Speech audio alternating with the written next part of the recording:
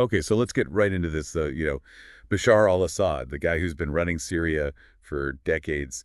Well, he's gone, fled the country. It's crazy, right? Yeah, and it happens so fast. It's really remarkable. One day he's clinging to power, and the next, poof, he's gone. It's like all the reports you gave me just highlight how quickly his regime just completely fell apart. And this isn't, ancient history or something. Hmm. This has huge global implications right now. The decisions being made over there right now in Syria with this power vacuum could lead to refugee crises or changes in the fight against terrorism or even shift the balance of power in the whole Middle East. It always seems to come back to power, doesn't it? And what's really interesting is that Assad's downfall wasn't just one thing, it was like a chain reaction. A chain reaction. Yeah, almost like dominoes, each one knocking over the next. Okay, so walk me through that. What knocked over that first domino? Well, for years, Assad's regime has been propped up by two major players, Russia and Iran. They provided military support, economic aid, and they always had his back at the UN. Yeah, Russia, right? Everyone knows they've been protecting Assad forever. Yeah.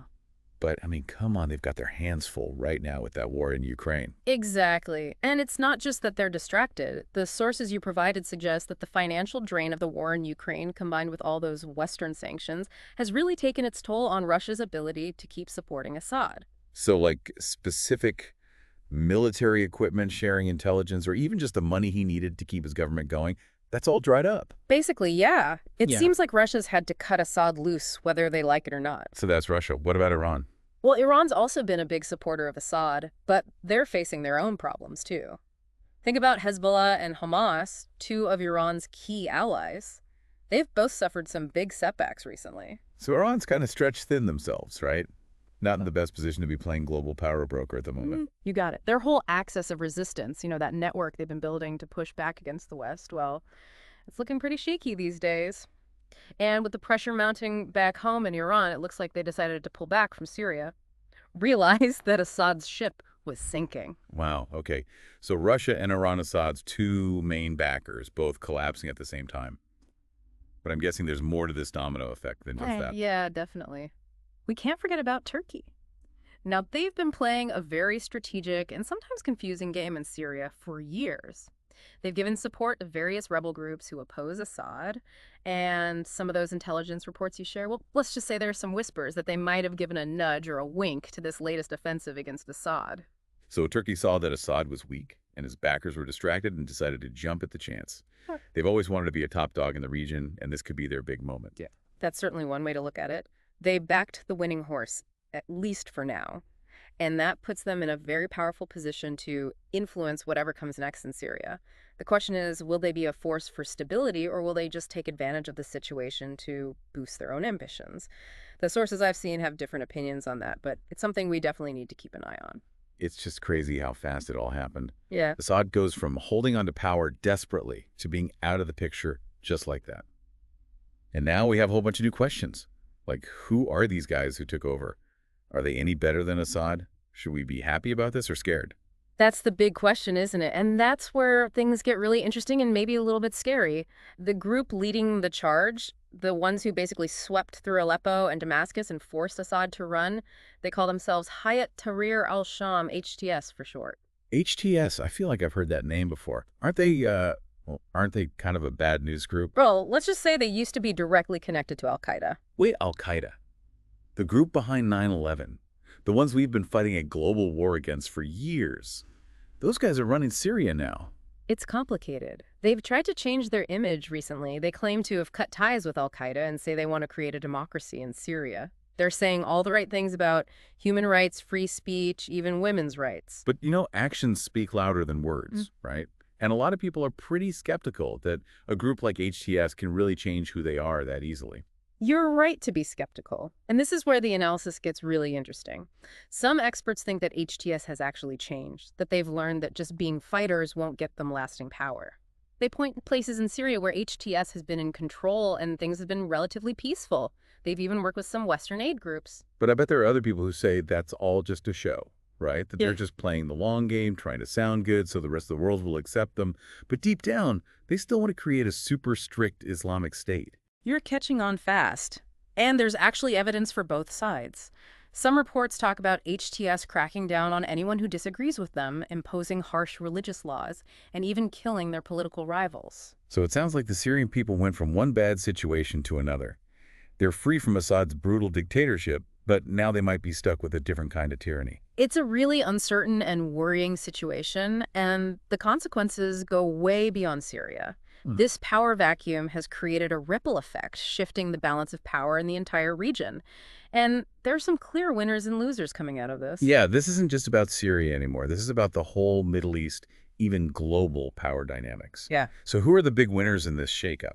Well, as we discussed earlier, Turkey seems to be coming out on top. Their influence in the region has gone way up, and they have a lot of say in what happens next in Syria. Which makes you wonder, what are they really hoping for? Are they happy just being a regional power, or do they have bigger goals? That's a good question, and the sources offer some intriguing perspectives. Some people think that Turkey sees this as a chance to regain the kind of power they had back in the Ottoman Empire, expanding their influence across the whole Middle East. Others believe they're mainly focused on keeping the Kurds down, stopping them from gaining independence, both within Turkey and in Syria. The truth is probably somewhere in the middle. So Turkey's a winner in all this.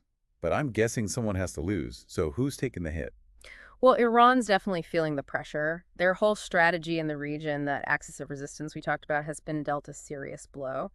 Their influence in Lebanon is fading, their ability to threaten Israel has weakened, and their image as a regional powerhouse has taken a hit. What about Russia? They've poured a lot of resources into Syria, both political and military. I bet they're not thrilled about their main man getting kicked out like this. Not at all. While they're trying to downplay the whole thing in public, saying Assad's removal isn't that big of a deal, the sources reveal a much deeper sense of concern and even anger within the Kremlin. I bet it's a real blow to Putin's ego, too. He's spent years building up this image of Russia as a major world power coming back onto the scene. But losing their foothold in Syria, that's got to hurt. Absolutely. It raises questions about whether Russia can really project power and protect their interests around the world. And it creates this strange new situation where Russia might end up clashing with Turkey, a country they've been trying to get on their side against the West. It's like someone flipped the chessboard over. All the old alliances are broken, new rivalries are popping up, and the future is completely up in the air. That's a great way to put it. And it's important to remember that all of this is happening against a backdrop of unimaginable human suffering. The Syrian people have been caught in the middle of this conflict for over a decade. They've been through violence, displacement, and a level of hardship that most of us can't even imagine. It's easy to get caught up in all the political maneuvering and the strategic analysis, but we can't forget that this is about real people's lives. People who have lost everything, their homes, their families, their sense of hope. Absolutely. And the sources you shared paint a really heartbreaking picture of what they're going through.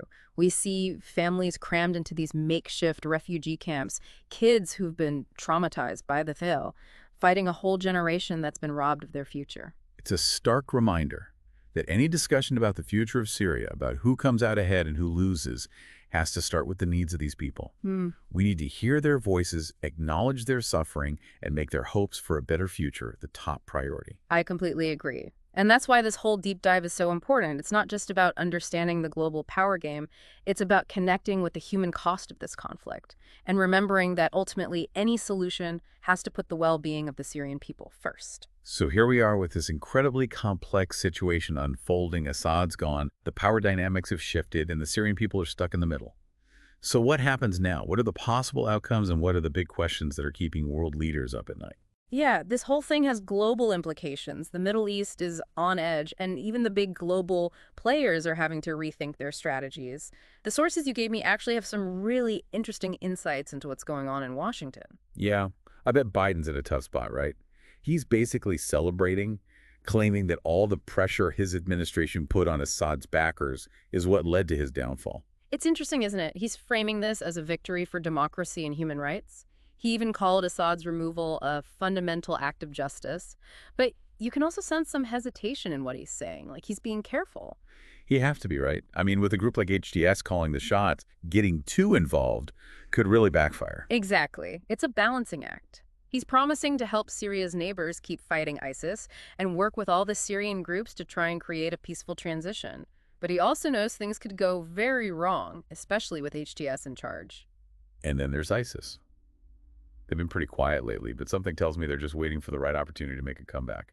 You bring up a really good point. The sources actually say that U.S. forces are still carrying out airstrikes against suspected ISIS targets as we speak, which means that fight is definitely not over. So the U.S. has a lot on its plate right now, trying to contain ISIS, handle the refugee crisis, prevent another dictator from taking over, and navigate all the competing interests of the regional powers. It's kind of overwhelming. It is a lot to handle. There are so many interconnected challenges, and the sources offer a variety of opinions on how the U.S. should proceed. Some experts think the U.S. needs to step up and take charge in shaping the future of Syria. Others say the U.S. should stay out of it, pointing to the long and costly history of U.S. involvement in the region. It seems like every time the U.S. tries to get involved in the Middle East, things just get messier. What are the experts saying about the potential risks and benefits of different approaches? Well, one major concern highlighted in the sources is that if the U.S. gets too heavy-handed, it could actually make HTS stronger, pushing them towards more extreme views and making it harder to build a more democratic and inclusive Syria. There's also the risk of provoking Russia or Iran, which could escalate the conflict into a proxy war. So basically, too much involvement could make things worse, but doing nothing could also lead to disaster. Exactly. It's a tough call, and it's a problem every U.S. president has faced when dealing with the Middle East. There are no easy solutions. And speaking of different perspectives, the sources actually include some interesting opinions from the previous administration. Former President Trump has weighed in, and, well, it's not really a surprise that he has a very different take on things. Well, I guess. He's saying Syria is a mess. It's not our problem, and we should just let them figure it out themselves. That's pretty much the gist of it. He wants to pull all U.S. troops out, arguing that the U.S. has no strategic interests in Syria and that getting involved will only lead to more bloodshed and wasted resources. It's a pretty sharp contrast to Biden's approach, which seems to be more about trying to manage the situation and prevent it from spiraling out of control. It definitely highlights a bigger debate about the U.S.'s role in the world. Should the U.S. be actively involved in trying to shape events in places like the Middle East? Or should it focus on its own problems and avoid getting dragged into conflicts overseas? It's a question that has divided Americans for a long time, and this crisis in Syria brings it right back to the surface. Some people believe the U.S. has a moral obligation to step in and protect innocent civilians, while others think the U.S. should focus on fixing its own problems and stay out of other countries' business. And then you have Russia trying to act like everything's fine while clearly feeling the pain of losing their control in Syria. Their foreign minister has been making some interesting statements trying to downplay Assad's removal while also criticizing the U.S. for his past interventions in the region. Sounds like he's trying to have it both ways, saying Russia's commitment to Syria is still strong, but also admitting that things have changed big time. It's classic damage control, trying to spin a loss into something less embarrassing.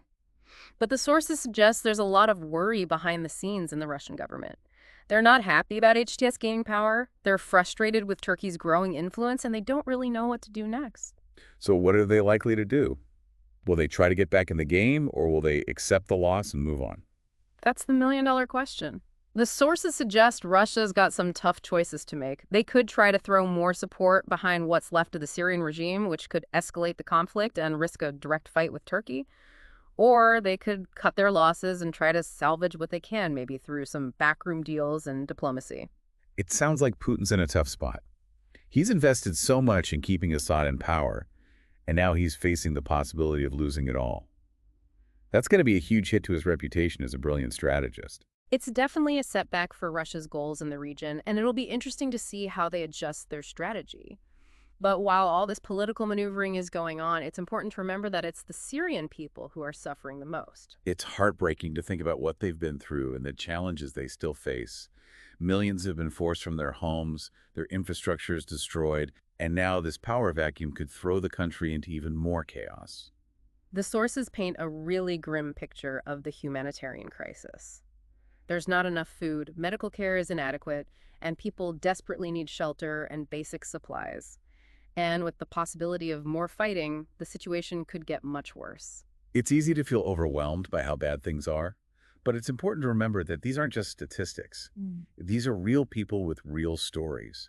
Families have been torn apart, children have been traumatized by the violence, and a whole generation has had their future stolen from them. You're right. It's crucial that we listen to their stories and make their needs a priority when we talk about the future of Syria. Absolutely.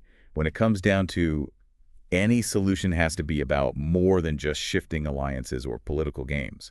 It has to be about creating a future where the Syrian people can finally live in peace and safety and have the chance to rebuild their lives and their country. Well said. And that leads us to the big question at the heart of this deep dive. What happens next? What are the possible scenarios that could unfold in the coming weeks and months? And what are the key factors that will decide the fate of Syria and its people? Yeah, it really feels like we're at a turning point with so many different directions Syria could go in. So what are the experts saying? What are some of the most likely scenarios based on the sources you've read? Well, the sources highlight a few key possibilities. Some are more optimistic than others, but the most urgent issue right now is the potential for these different rebel groups who teamed up to get rid of Assad to start fighting each other. It's a pretty fragile alliance.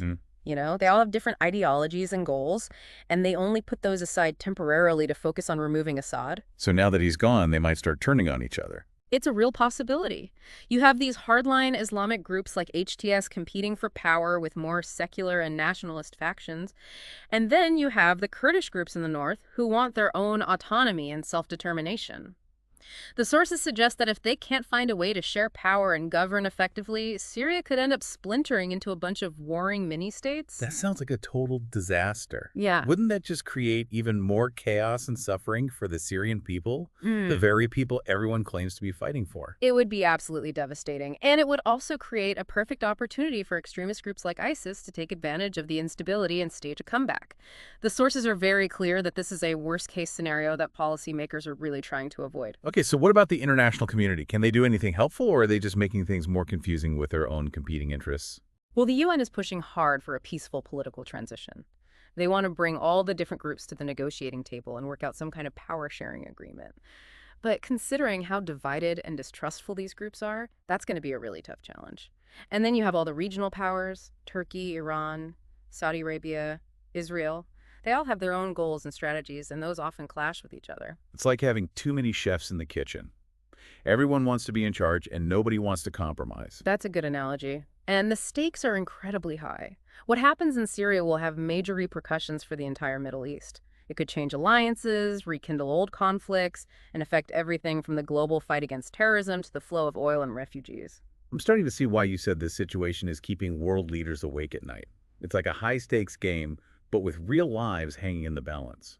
It's easy to feel helpless, like we're just tiny dots watching this massive historical event unfold. So what can ordinary people like us even do? That's a question we all face when we see these huge global problems. But never underestimate the power of just being aware.